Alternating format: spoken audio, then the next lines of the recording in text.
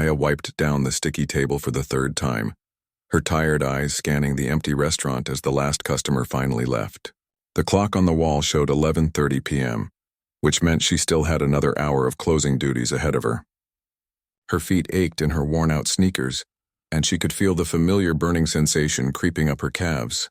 8 months of double shifts had taught her body to push through the pain, but tonight felt different.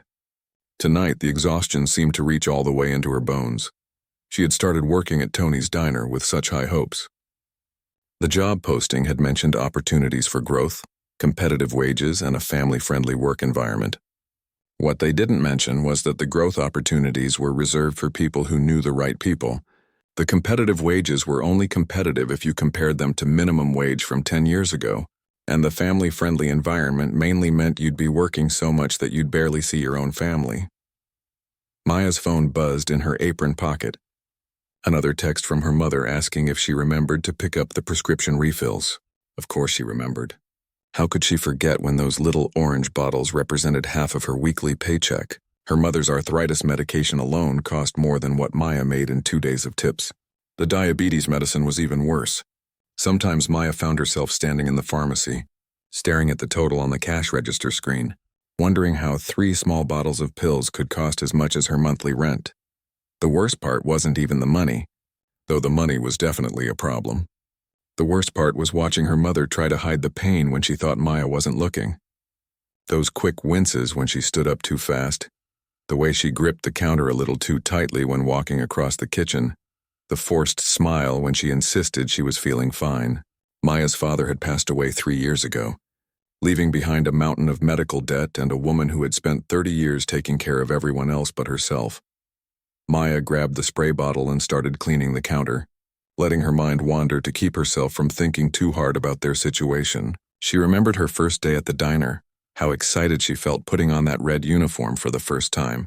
The manager, Mrs. Henderson, had given her a quick tour and told her that hard work always paid off at Tony's. Maya had believed her.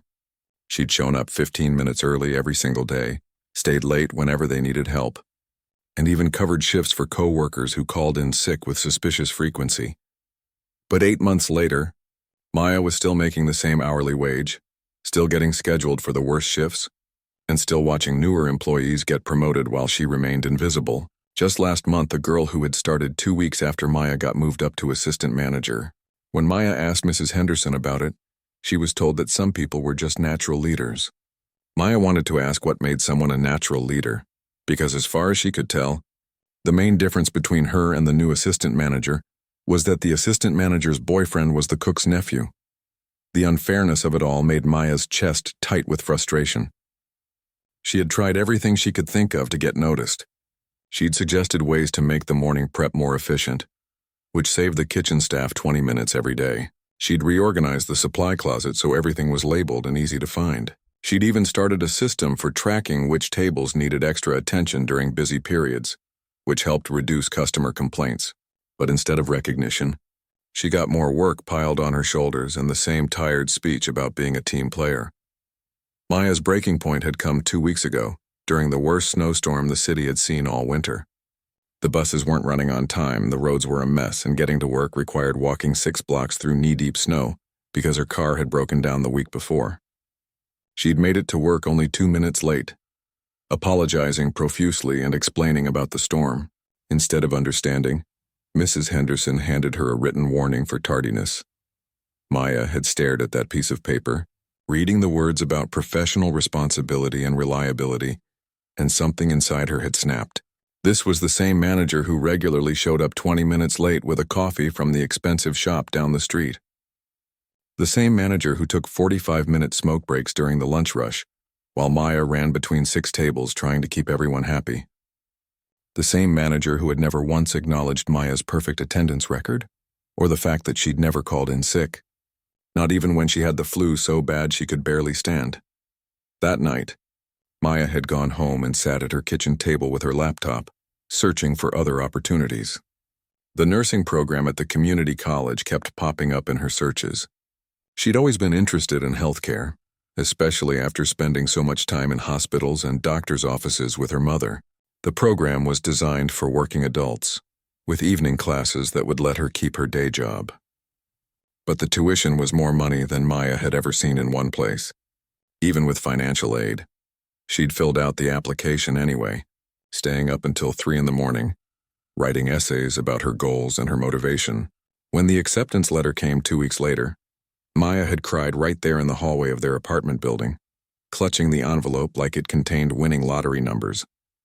But the joy had quickly turned to panic when she realized the reality of the situation. Even with student loans and grants, she'd need to come up with thousands of dollars for books, supplies, and lab fees. On her current salary, saving that much money would take years, and the program had a waiting list with no guarantee she could defer her spot. Maya finished wiping down the last table and started stacking chairs, her movements automatic after months of the same routine. She could hear the dishwasher humming in the back and the sound of Carlos, the night cook, scraping down the grill. In a few minutes, she'd help him carry the heavy trash bags to the dumpster, mop the floors, count the register, and finally lock up. Then she'd walk to the bus stop, ride home through empty streets, and try to get a few hours of sleep before starting it all over again. But lately, Maya had been thinking more and more about making a change. She'd been saving every penny she could, skipping meals and walking instead of taking the bus when the weather was decent. The acceptance letter was still tucked into the frame of her bedroom mirror, a daily reminder of the opportunity waiting for her. She'd done the math a dozen times, and while it would be tight, she thought she might be able to make it work if she could just get a small raise or find a second job that worked around her diner schedule. Maya had asked Mrs. Henderson about a raise 3 times in the past 2 months. Each conversation had gone the same way, with promises to look into it and suggestions that Maya should focus on being grateful for the job she had. The last time, Mrs. Henderson had actually laughed and said that Maya was lucky to be working in such a stable industry during uncertain times. Maya had smiled and nodded, but inside she was screaming. Maya stared at the schedule posted on the break room wall, her stomach dropping as she counted the shifts. 52 hours this week. Again. She'd been hoping for a lighter schedule so she could visit the community college and talk to someone about the nursing program, but it looked like that conversation would have to wait another week. Every time she thought she might get ahead, something pulled her back down. The morning rush was already in full swing when she clocked in, and Maya could immediately tell it was going to be one of those days. The coffee machine was making weird gurgling sounds. 2 servers had called in sick with what sounded suspiciously like hangovers, and the kitchen was running behind because the delivery truck had been late with fresh ingredients. Maya tied her apron strings a little tighter and grabbed her order pad, mentally preparing herself for whatever chaos the day would bring. Her first table was a group of construction workers who ordered the biggest breakfast platters on the menu and wanted everything modified. No tomatoes, extra bacon, eggs over easy but not too runny, hash browns crispy but not burnt. Maya wrote it all down carefully, double-checking each order before heading to the kitchen. She'd learned that getting orders wrong on busy mornings was like throwing gasoline on a fire. But when she brought out the food 20 minutes later, one of the men immediately started complaining. His eggs were too runny, his hash browns weren't crispy enough, and where was his extra bacon? Maya looked at the plate, confused. Everything looked exactly like what he'd ordered. She apologized anyway and offered to have the kitchen remake it, but the man was already getting louder, attracting attention from other tables. Mrs. Henderson appeared from nowhere wearing her fake customer service smile. Instead of backing up Maya, she immediately started apologizing to the customer, agreeing that the food was unacceptable and offering to comp the entire table's meal. Then she pulled Maya aside and suggested that maybe she needed to pay better attention when taking orders. Maya wanted to show her the order ticket, to prove that she'd written down exactly what the customer had asked for. But Mrs. Henderson was already walking away, leaving Maya to face the disappointed looks from her co-workers. The incident set the tone for the entire morning. Every small mistake felt magnified, every customer complaint felt personal, and Maya found herself second-guessing every decision. When she accidentally brought regular coffee instead of decaf to table 6, the elderly woman was understanding and sweet about it. But Maya still felt like a failure, like she couldn't do anything right. The lunch rush brought its own challenges. The kitchen was still struggling to catch up from the morning delays, which meant longer wait times for food. Maya found herself running between tables, explaining delays and apologizing for things that were completely out of her control. One businessman kept checking his watch and sighing loudly every time she walked past his table. A family with 3 young children grew increasingly restless as their order took longer than expected, and the kids started crying from hunger. Maya did everything she could think of. She brought extra bread rolls to tide people over, refilled drinks before anyone had to ask, and even helped clear tables that weren't in her section when she had a free moment. But no matter how hard she worked, she couldn't make the food come out faster or the kitchen run more smoothly. She felt like she was trying to plug holes in a sinking ship with her bare hands. The breaking point came during the afternoon lull, when Maya thought she might finally get a chance to catch her breath. Mrs. Henderson called her over to the manager's station, holding a piece of paper that Maya recognized with dread. Another complaint form. This one was from the businessman at lunch, claiming that Maya had been rude and inattentive. He'd left without paying his full bill, stating that the service was so poor he shouldn't have to pay for it. Maya read the complaint twice, trying to understand what she'd done wrong. She remembered the man clearly. She'd checked on his table 4 times, apologized for the delay, offered him a free dessert, and even comped his drink when he complained about waiting. The only thing she could think of was that when he'd snapped his fingers at her while she was taking another table's order, she'd held up one finger to indicate she'd be right with him. Maybe he'd taken that as rude? Mrs. Henderson didn't want to hear Maya's side of the story. She was more interested in lecturing about the importance of customer satisfaction and how one bad review could hurt the restaurant's reputation. Maya stood there listening to the same speech she'd heard a dozen times, feeling smaller and more invisible with each word. When Mrs. Henderson suggested that Maya might not be cut out for customer service work, something inside her finally snapped. Maya excused herself and walked to the bathroom, locking the door behind her. She stared at her reflection in the cracked mirror, seeing tired eyes and stress lines that seemed to have appeared overnight. At 24, she felt like she'd aged years in the past few months. This job was eating away at her piece by piece, and she was tired of pretending everything was fine. She pulled out her phone and opened the browser, navigating to the community college website. The nursing program information was still bookmarked from her late-night research sessions. Maya read through the requirements again, doing the math in her head. She'd been accepted. She had most of the money saved, and she could probably get a student loan for the rest. The only thing stopping her was fear, and the false security of a job that barely paid her bills and treated her like she was disposable. Maya made a decision right there in that dingy bathroom. She was going to quit. Not today, because she wasn't the kind of person to leave her coworkers hanging without notice. But soon, very soon, she'd finish out the week, maybe work one more week to help train whoever they found to replace her, and then she'd be done with Tony's Diner forever. The thought was terrifying and liberating at the same time. Maya had never quit a job before. She'd always been the reliable one, the one who showed up no matter what, the one who put everyone else's needs before her own. But look where that had gotten her. Exhausted, undervalued, and stuck in a cycle that was slowly crushing her dreams. She walked back out to the dining room with her head held a little higher. The afternoon customers didn't know it yet, but they were looking at a different Maya.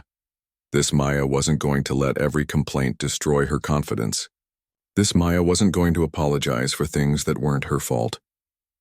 This Maya was already mentally planning her exit strategy. The rest of the shift passed in a blur of routine tasks and forced smiles. Maya served coffee, cleared tables, and made small talk with regular customers, all while imagining herself in scrubs instead of a stained uniform. She pictured herself in a hospital, actually helping people instead of just bringing them overpriced eggs and dealing with complaints about coffee that wasn't hot enough. When her shift ended, Maya didn't stick around to chat with coworkers like she usually did. She changed out of her uniform, grabbed her purse, and headed straight for the door. Tomorrow would be different. Tomorrow she'd start planning her exit from this place, and maybe, just maybe, she'd finally stop feeling sorry for herself and start building the life she actually wanted. Friday evening arrived with the kind of gray sky that made the diner's fluorescent lights seem extra harsh. Maya clocked in for what she had decided would be her final shift, though she hadn't told anyone yet. Her 2 weeks' notice letter was folded neatly in her purse, written on her laptop the night before, and printed at the library. She planned to hand it to Mrs. Henderson after the dinner rush, when things calmed down enough for a conversation. The dining room was busier than usual for a Friday, which Maya took as a good sign. More customers meant better tips, and every extra dollar would help with her transition to school. She moved between tables with practiced efficiency, taking orders, refilling drinks, and managing the usual dinner crowd complaints about everything from the temperature of the soup to the volume of the music. Around 7 o'clock, Maya noticed a man she'd never seen before settling into booth 12, one of the corner spots that gave a clear view of most of the restaurant. He looked to be in his 50s with graying hair and laugh lines around his eyes. What caught Maya's attention wasn't his appearance, but his clothes. Most customers who came in during dinner rush were either families dressed casually or business people still in their work clothes. This man was somewhere in between, wearing well-worn jeans and a simple navy sweater that looked comfortable but not cheap. Maya approached his table with her usual greeting, but something about his demeanor made her pause. Instead of immediately burying his face in his phone or barely looking up when she spoke, he made eye contact and smiled genuinely. When she asked if he'd like to start with something to drink, he actually seemed to consider the question instead of giving an automatic response. He ordered coffee and asked for a few minutes to look at the menu, which was normal enough. But as Maya moved between her other tables, she noticed he seemed to be watching everything that happened around him. Not in a creepy way, but more like someone who was genuinely interested in how the restaurant operated. He observed the servers rushing between tables, noticed when the kitchen sent out orders, and even seemed to pay attention to how customers reacted to their meals. When Maya returned to take his order, the man asked her an unusual question. Instead of inquiring about ingredients or preparation, he wanted to know how long she'd been working at the diner. Maya told him 8 months, and he nodded thoughtfully.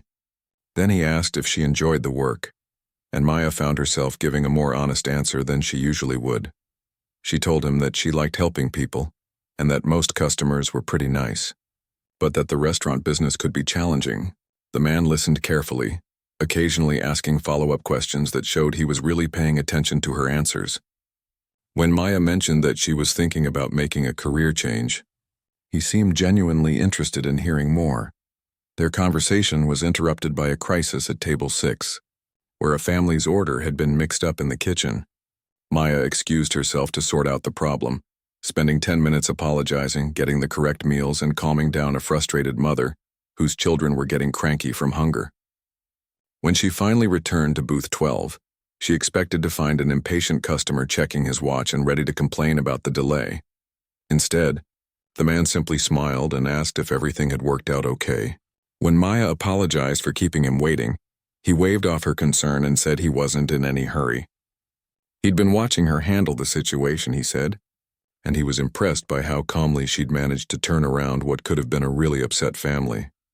Maya felt herself relaxing in a way she rarely did with customers. Something about this man's genuine interest and patient demeanor made her want to be more open than usual. When he finally placed his order, choosing the meatloaf special with a side salad, their conversation naturally continued. He asked about the challenges of working in a restaurant, and Maya found herself sharing more than she intended.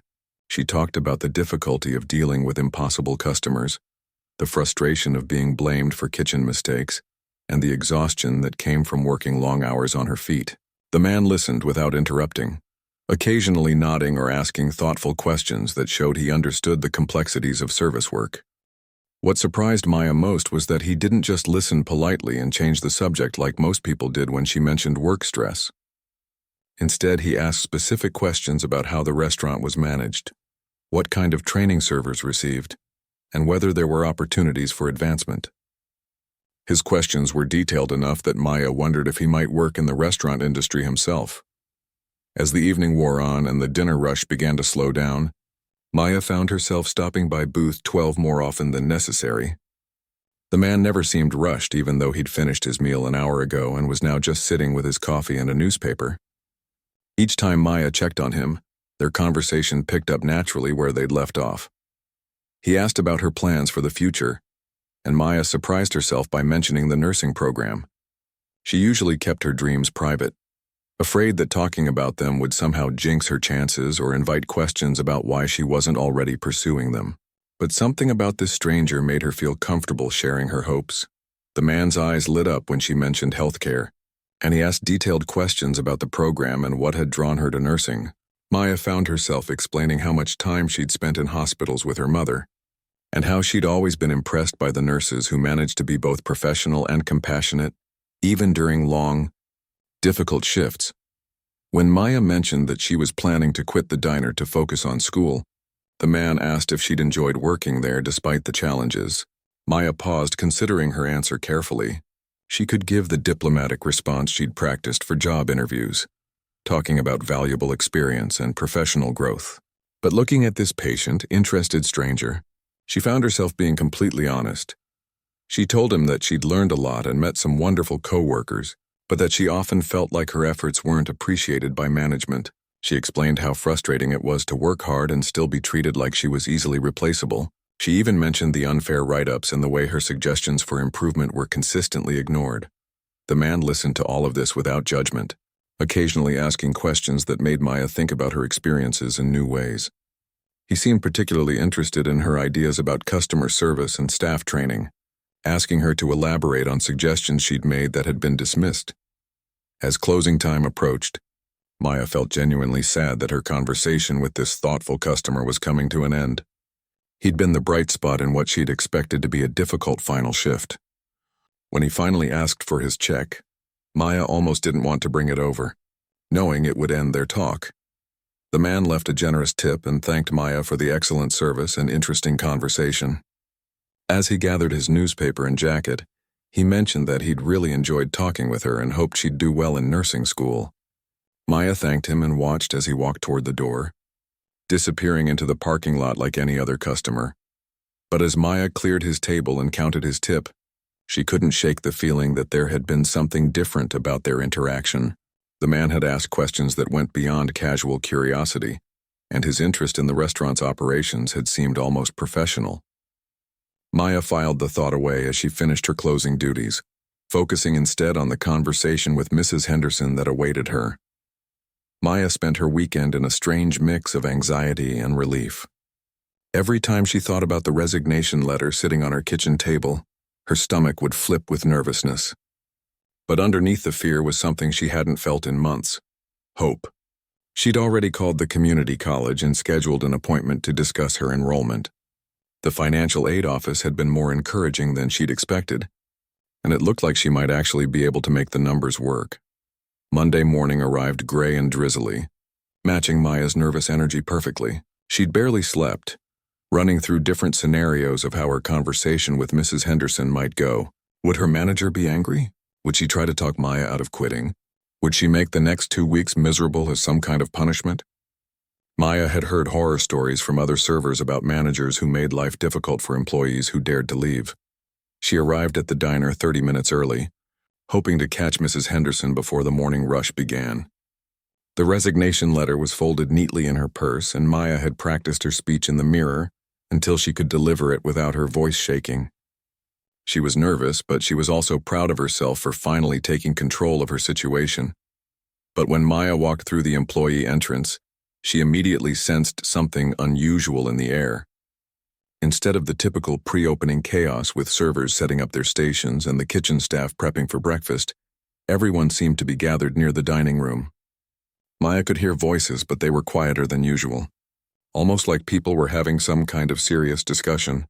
Carlos, the night cook who usually left before Maya arrived for her morning shifts, was still there, leaning against the coffee station and talking in low tones with 2 of the other servers. When he saw Maya, he waved her over with an expression she couldn't quite read. Maya approached the group, her curiosity overriding her nervousness about the resignation letter. Carlos looked excited but also a little worried, which was an unusual combination for him. He was typically the most laid-back person on the entire staff, the kind of guy who could handle any crisis with a shrug and a joke. He told Maya that Mrs. Henderson had called an emergency staff meeting for 9 o'clock, which was weird because staff meetings usually happened after closing, when they wouldn't interfere with service. Even stranger, the meeting was supposed to include everyone, even people who weren't scheduled to work that day. Maya had never seen anything like it in her 8 months at the diner. The other servers were buzzing with theories about what might be happening. Some thought maybe the restaurant was being sold, which would explain why they'd need to talk to everyone at once. Others worried that there might be layoffs coming, especially with how slow business had been during some of the recent weekday lunch periods. A few people wondered if maybe they were finally getting some of the improvements they'd been asking for, but nobody seemed too optimistic about that possibility. Maya felt her resignation letter burning a hole in her purse. This was definitely not the quiet Monday morning conversation she'd been planning. Whatever was happening seemed big, and Maya wasn't sure if she should wait to see what the meeting was about before having her talk with Mrs. Henderson. As 9 o'clock approached, more staff members arrived, including people Maya rarely saw because they worked different shifts. The morning prep cooks were there, along with the evening servers and even Janet, the weekend manager who usually only worked Saturday and Sunday doubles. Everyone gathered in the main dining room, filling up the tables and chairs usually reserved for customers. Mrs. Henderson appeared from the office, but instead of starting the meeting, she told everyone they needed to wait a few more minutes for someone important to arrive. Maya had never seen her manager look nervous before, but there was definitely something different about her demeanor. She kept checking her watch and glancing toward the front door like she was expecting someone. The anticipation in the room was thick enough to cut with a knife. People were whispering theories and checking their phones, everyone trying to figure out what could be so important that it required bringing the entire staff together during operating hours. Maya found herself thinking about her conversation with the thoughtful customer from Friday night, wondering what he would think about all this workplace drama. Then the front door opened, and Maya's world tilted sideways. The man who walked in was wearing a crisp business suit and carrying a leather briefcase, but Maya would have recognized him anywhere. It was the same patient, interested customer who had listened to her complain about management for 2 hours on Friday night. The same man who had asked detailed questions about restaurant operations and staff training. The same person she had told about feeling undervalued and ignored by her bosses. Maya felt the blood drain from her face as the pieces began clicking into place. All those specific questions about how the restaurant was run, his unusual interest in employee satisfaction and training programs, the way he'd observed everything happening around him during the dinner rush. He hadn't been a curious customer at all. Mrs. Henderson stood up with a nervous smile that looked more like a grimace. Her voice was higher than usual as she began speaking, and Maya could tell she was trying hard to sound professional and in control. She announced that they were being joined by someone very special, the new owner of Tony's Diner and several other restaurants in the chain. Maya watched in growing horror as Mrs. Henderson introduced the man from Friday night as David Chen, son of the original owner, who had recently taken over operations of all the family restaurants. She explained that he'd been visiting different locations to get a first-hand look at how things were running, and to meet the staff who made each restaurant successful. The room erupted in surprised murmurs as people processed this information. Maya heard someone behind her whisper about how they'd never seen the owner before, and how young he looked compared to what they'd expected. But Maya wasn't paying attention to the other conversations. Her mind was racing through every word she'd said on Friday night. She had complained to the owner about the management. She had criticized the training programs, the scheduling policies, and the way staff concerns were handled. She had told him that employees felt underappreciated and that their suggestions were consistently ignored. Maya had essentially spent 2 hours telling the boss everything that was wrong with his restaurant. Even worse, she had mentioned that she was planning to quit. She had told him about her frustration with the lack of advancement opportunities and her feeling that hard work wasn't rewarded. Maya realized with growing panic that she had probably talked herself out of any chance of a good reference, and maybe even created problems for some of her co-workers who had been mentioned in their conversation. David Chen began speaking to the assembled staff, and Maya forced herself to focus on his words instead of her spiraling thoughts. He was talking about changes he wanted to implement based on feedback he'd received during his visits to different locations. He mentioned wage increases, better scheduling policies, and improved training programs. Maya heard the words, but they felt surreal, like they were coming from very far away. As the owner continued his presentation, Maya caught him glancing in her direction several times. Each time their eyes met, she felt a fresh wave of embarrassment and anxiety. Did he remember their conversation? Was he thinking about all the complaints she'd made? Maya wanted to disappear into the floor. The meeting continued, but Maya barely heard any of it. Her mind was stuck on Friday night, replaying every moment of their conversation and wondering how she could have been so blind to the obvious signs. No wonder he had been so interested in employee satisfaction and operational details. No wonder his questions had seemed so professional and informed. Maya realized that her resignation letter might not even matter now. After spending 2 hours criticizing the restaurant to its owner, she might be getting fired instead of quitting. The thought made her stomach churn with a mixture of regret and panic about her future. Maya sat frozen in her chair, watching David Chen address the room full of employees. Her heart was pounding so hard she could hear it in her ears, and she kept replaying Friday night's conversation in her mind, cringing at every criticism she'd shared. She'd told the owner that management didn't listen to employees, that good workers weren't appreciated, and that the whole system needed improvement. Now she was probably about to pay the price for her honesty. Mr. Chen was explaining that over the past few months, he'd been visiting all of his family's restaurants without announcing himself. He wanted to see how things really operated when nobody was putting on a show for the boss. Maya felt her stomach drop even further.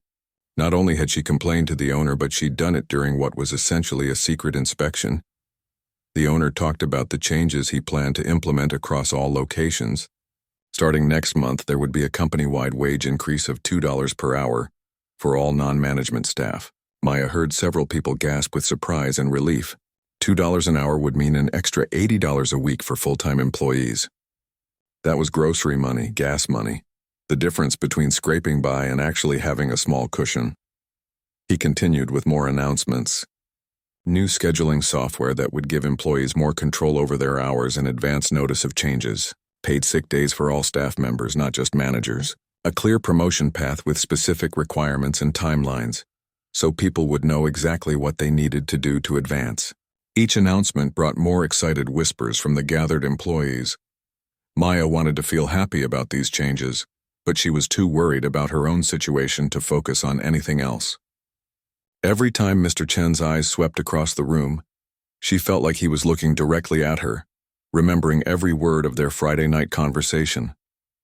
She kept expecting him to point her out as an example of what not to do, or to announce that some employees would be let go for inappropriate behavior. Then Mr. Chen said something that made Maya's blood freeze. He wanted to talk about the importance of honest feedback from frontline employees. He explained that the best insights about how to improve operations came from the people who actually did the work every day, who interacted with customers and dealt with problems firsthand. Maya felt like she might throw up. He talked about how refreshing it was to find employees who cared enough about their workplace to offer real, constructive criticism instead of just complaining without solutions. Maya's mind raced. Had she offered solutions on Friday night?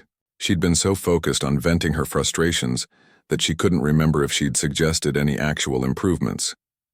Mr. Chen announced that he was looking for team leaders at each location, people who could serve as a bridge between staff and management. These wouldn't be traditional supervisor positions with disciplinary responsibilities, but rather advocates who could help identify problems and implement solutions.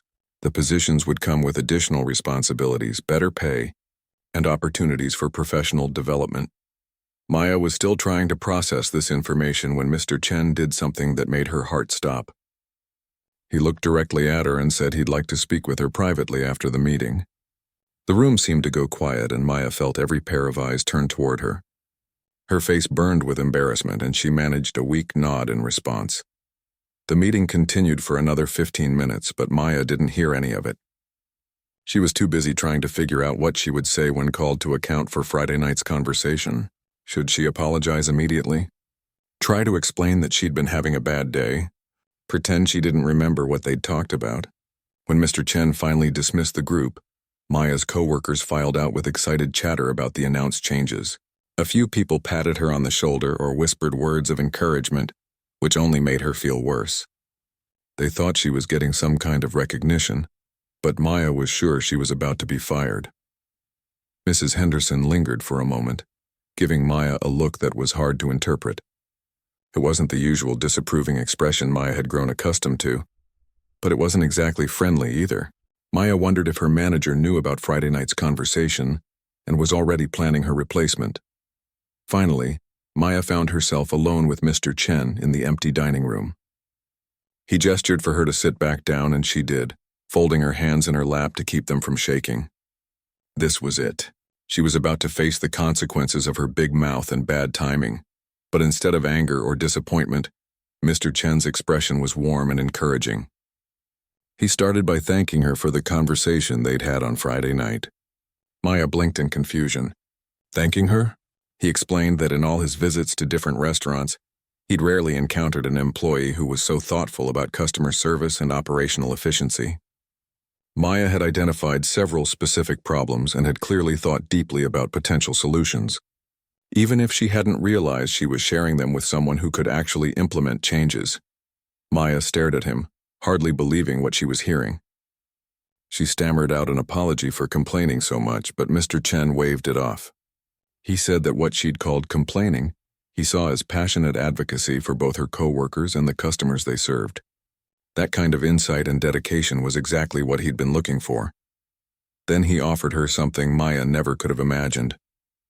One of the new team leader positions, with a salary that was nearly double what she currently made. The role would involve working with staff at multiple locations, helping to implement the new policies and serving as a liaison between employees and upper management. Maya felt like she was in a dream. She managed to ask about the time requirements, explaining about her acceptance to nursing school. Instead of seeing this as a problem, Mr. Chen's eyes lit up. The company had been looking into offering educational benefits, and Maya's situation would be perfect for piloting a tuition assistance program. He offered to pay for her nursing program in exchange for a commitment to work part-time for the company during school and full-time during breaks. After graduation, she could choose to stay with the restaurant group in a healthcare-focused role, developing wellness programs for employees, or leave with his full recommendation and the company's gratitude. Maya felt tears starting to form in her eyes. This was more than she'd ever dared to hope for. Not only could she afford nursing school, but she'd have valuable management experience and a guaranteed income while she studied. The resignation letter in her purse suddenly seemed like a relic from another lifetime. She accepted the offer immediately, hardly trusting herself to speak without crying. Mr. Chen smiled and said he'd known on Friday night that she was exactly the kind of person he wanted on his team. Her honesty, her genuine care for both employees and customers, and her thoughtful approach to problem-solving were rare qualities that couldn't be taught.